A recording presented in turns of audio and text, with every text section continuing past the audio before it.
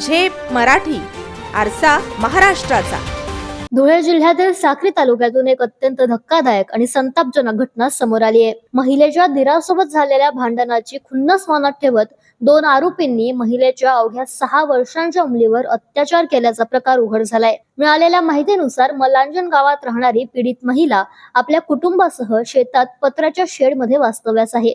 काही दिवसांपूर्वी तिच्या दिराचा कल्पेश अनिल सोनवणे आणि हर्षल उर्फ किशोर सोनवणे यांच्यासोबत वाद झाला होता. याच वादाचा राग मनात धरत 29 मार्च रोजी रात्री आरोपींनी अंधाराचा फायदा घेत घरात शिरून 6 वर्षीय मुलीला उचलून नेले आणि 6 वर्षांच्या या चिमुरडीवर अत्याचार केल्याचा आरोप आहे. या प्रकरणी पीडित महिलेने साक्री पोलीस ठाण्यात तक्रार दाखल केली असून पोलिसांनी दोन्ही आरोपींविरुद्ध गुन्हा दाखल केलाय. तसेच तत्काळ कारवाई करत या दोघांनाही ताब्यात घेण्यात आलंय. या घटनेमुळे परिसरात संतापाचं वातावरण निर्माण झालं असून आरोपींवर कठोर कारवाईची मागणी होते. प्रतिनिधी निलेश सावळे, झेप मराठी, साक्री. अशाच वेगळ्या आणि ताज्या बातम्यांसाठी पाहत रहा झेप मराठी, आरसा महाराष्ट्राचा. संपादक प्राध्यापक अनिल चव्हाण, धुळे.